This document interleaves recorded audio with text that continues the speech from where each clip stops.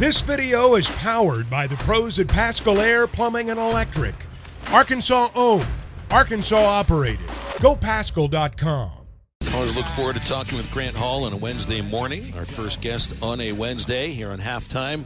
Grant, what's new? How you doing?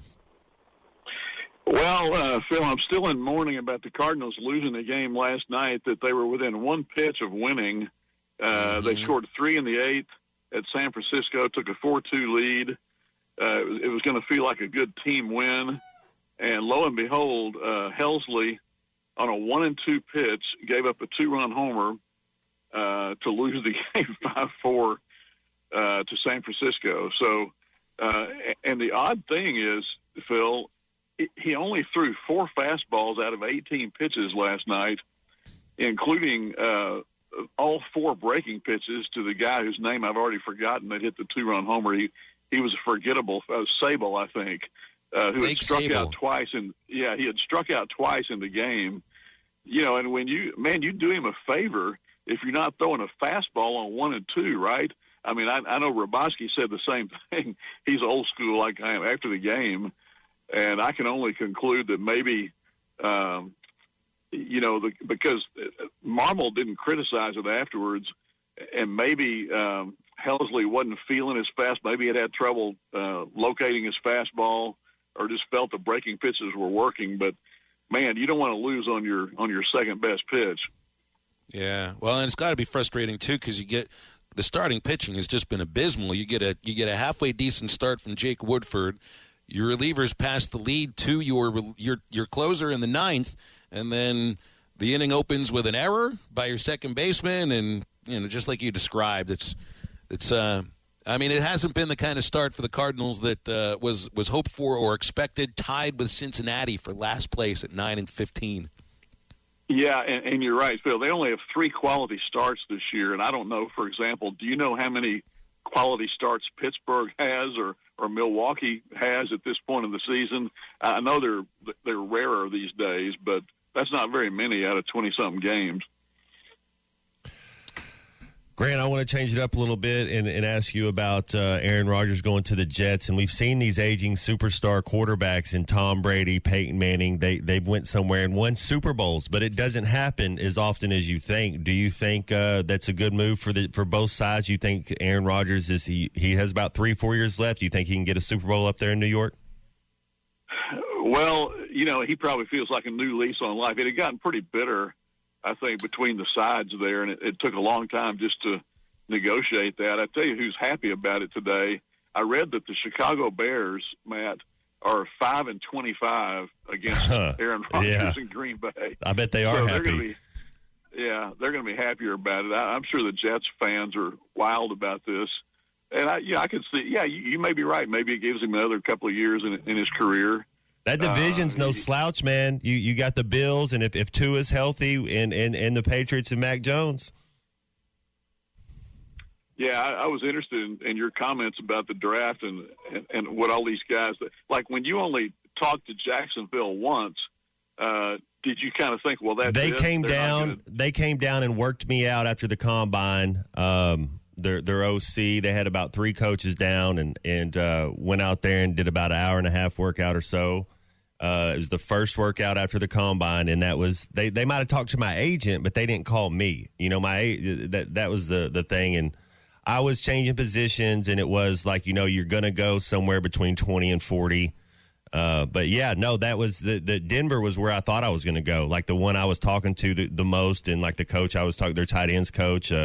Who was kind of the rep for that area, but that they had like the 25th or 26th pick, and he said if I was there, they were definitely going to take me, and that's kind of where I thought I was going to go. Yeah. Did Jacksonville did you hear later that they were close to somebody else? So there was a right tackle from Florida State. There was David Pollock, the DN from Georgia, and then there was another guy like that as well. There was 3 guys that they had on their board before me. And all 3 of them kind of went around that 16 to 19 spot. And but I know it was the DN and the right tackle from Florida State, and I just can't think right now who the 3rd player was. Pollock was really a good player, and it's funny when you see him now on SEC Network, you think that this guy played at that level. He was a stud. Oh, my goodness, dude. He was a beast. We played against him 2 times, I believe, while he was at Georgia and I was here, maybe even more. But, man, he was really, he was a stud.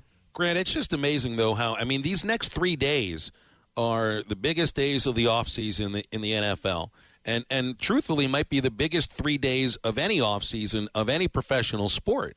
And I've gone back and read through some of the history of the NFL draft. It used to all be in one day, and NFL headquarters. It was a quiet thing. It was in February. Nobody really paid the kind of anything close of the attention. And you read the history of ESPN and Mel Kiper and how, ESPN really is what helped turn the NFL draft into what it is. I don't know if they viewed it being the spectacle that it's totally become, but now, I mean, the NBA draft has become huge, and it's just 2 rounds, but they're following the script that the NFL followed. Major League Baseball tries to do the same thing. It's, it's never going to be like that with baseball, but it's amazing how the draft, I mean, these next 3 days, Grant, are the biggest offseason event of any sport in the country. And maybe, I don't know about soccer, but maybe in the world. And I wonder, how many fans from Northwest Arkansas are going to drive to Kansas City? It's only about a 3-hour drive now, to see it and be part of it. I imagine there will be some, I would think so. I mean, you want to be around crowds, right? You want to see something that feels like a giant event, and that's what it is. It's close enough. Might as well. I don't got a lot of people that head up to Kansas City for whatever reason. Wanted to ask about, I saw where Mateo Fernandez de Oliveira has been selected for the Palmer Cup. It's been a pretty interesting few months here for Mateo. Of course, he played in the Masters, and what's the Palmer Cup? You got to explain to me what that is first. It's an international competition. Arkansas's had some guys do well there before. Arkansas's gotten a pretty good pipeline of Latin American players, and it's interesting. Mateo, I think the day after the Masters began play in postseason, and it took him a couple of days, but I think he ended up shooting a 65 in the 3rd round or something, But, more good experience for him.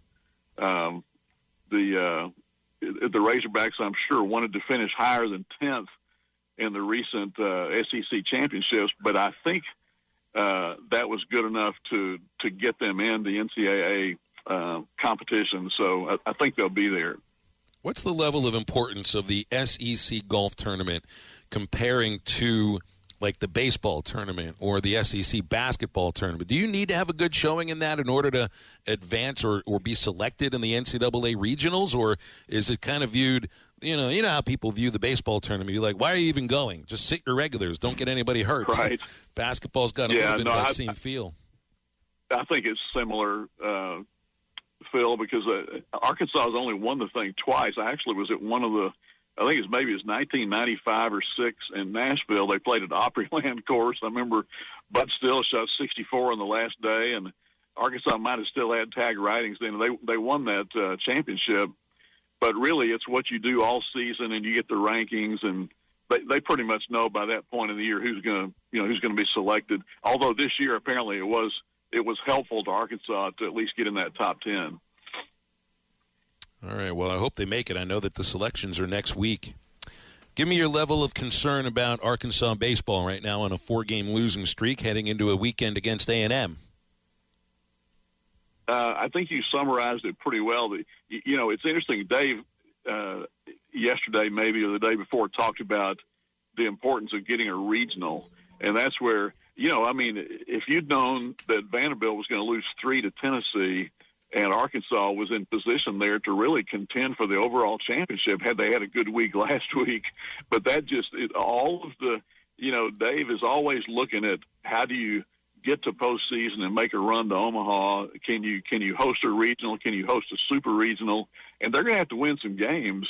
It's tough right now. They've just had all these injuries. The one thing about it, though, I think, is that sometimes you find other guys like who would have thought 3 weeks ago that McLaughlin would be hitting cleanup and getting a lot of hits. And I know he made 2 really good plays at first base the one game he played there recently, and I guess he's going to play there this weekend because I read that Brady Slavens is going to probably play left field. And so they're going to have to cobble this thing together. but sometimes like for instance, Phil, I thought Polk was really good against Georgia, and maybe they found something there. Maybe he'll play a little bit more down the stretch than he would have. So yeah, I'm trying to look at this thing positively, but losing 3 key pitchers like that, and now, Josenberger, I saw where Dave said we're not going to rush him back because they can't, with hamstrings. It's like last night, Wainwright pitched for the Cardinals and didn't do very well. And afterwards, Razorbacks recommended letting him pitch one more time on rehab and not rush him back because you got to get your legs under you and all that stuff. So Dave's got a tough job right now, but I still think this team could, they could do some damage in postseason. Grant, if Bryce Young, C.J. Stroud, Will Levitt, Anthony Richardson, all of them go first-rounders, how do you have those? Do you think Will Levitt or Anthony Richardson are going to have some success? Bryce Young, is he a can't-miss? C.J. Stroud, is he still going to be a top 5 pick? Do you think all 4 of those guys go in the first round? Probably so, and it sounds like, unless this is smoke and mirrors, like you said with Levis, I don't know what that deal is. We didn't really see him much on that side of the conference, but Young, there's a really good 6 or 7 page story in Sports Illustrated, the new one about him. Very interesting about how close he is to his family, and they've just been right there with him his whole career. I know he's only 5'10" and 1/8 or whatever it is, but I think he can be really good. I don't know about you, Matt, but I think there's a guy that I think of Mahomes when I think of him. Do you agree, or do you think it's going to be tough for him? Yeah, I don't know if he's as good as Mahomes. Mahomes is a generational talent. I'm scared about the 5'8" quarterback. I've not seen a lot of those, and especially he's a little fragile. He's not really able to run. They're giants there, man. Those DNs, you're throwing through lanes. You're trying to see over people. Kyler Murray, you look at him, he's way more athletic than Bryce Young will ever be. And, he has a good arm, and he's not looking that good. So, it's just tough, man. I think it's going to be a tough road for him. Grant, I think if you're looking at the combination of size, arm talent, movability, there is no perfect prospect in this draft. The guys with the size don't have the college numbers or the accuracy, and there's a lot of interceptions. The guys that have the great numbers. And I'm not rooting against the kid. I hope all of them do well. I'm just, I don't know, man. It's going to be tough. I think if you look at all of them, like Stroud might be the best prospect because he's got the performance in college. He's got the accuracy numbers. He's got some size. He's not quite the same like Levis or Richardson, but he's already shown he can perform at a high level in college. And I don't know about the other two. They feel like projects. Like a Jeff George almost was with Will Levis. Yeah. They think Stroud probably has the best arm, as you said, the most accurate arm. I just root for the little guy, So I hope Bryce Young makes it. It's like I'm an Allen Iverson fan too. I like the under 6 foot guys too. It's going to be tough on him. Hopefully he can do it. BetOnline.ag is your number one source for all your basketball info, stats, news, and scores. Get the latest odds and lines, including the latest player reports for this year's pro basketball playoffs. BetOnline is always your sports information headquarters this season, as we have you covered for all your sports wagering needs. Basketball, MLB, NHL hockey, right down to UFC and boxing. BetOnline is the fastest and easiest way for you to get your betting info, including live betting options and your favorite casino and card games you can play right from your home. Head to the website today or use your mobile device to get in on the action. Be sure to use our promo code BELIEVE to receive your 50% welcome bonus on your first deposit. That's BLEAV. BLEAV. BetOnline, where the game starts.